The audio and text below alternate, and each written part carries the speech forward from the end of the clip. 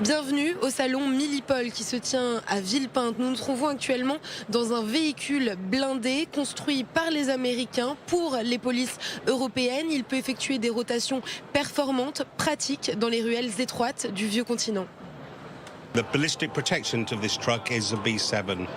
protection balistique de ce véhicule est de niveau B7. Il arrête un calibre 7,62 mm, c'est-à-dire un fusil.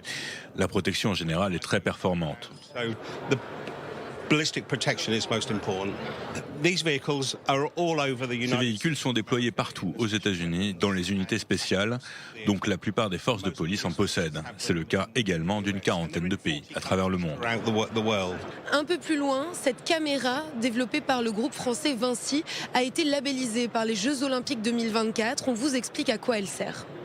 C'est une gamma caméra donc, qui permet de voir les risques radiologiques sur une image visuelle. Donc l'intérêt, c'est de pouvoir en temps réel sécuriser les sites en identifiant la présence d'une source radioactive intense, comme dans le risque d'une bombe sale par exemple.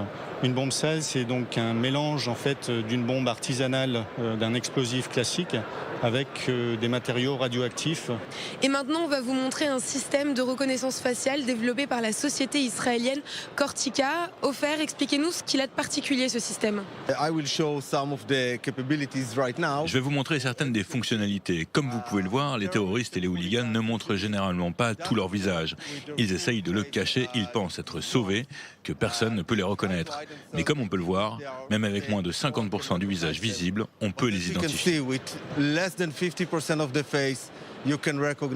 Et avec ce système de reconnaissance faciale, il est aussi possible d'envoyer les informations sensibles de façon cryptée grâce à ce système qui divise le message en 4 envois différents. Une personne maintenant se promène avec une petite caméra qui est portable.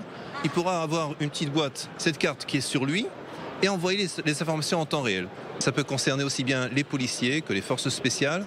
Ça peut être aussi bien dans les casinos ou dans des endroits où on veut être sûr que des personnes, des intrus ne rentrent pas dans certains établissements.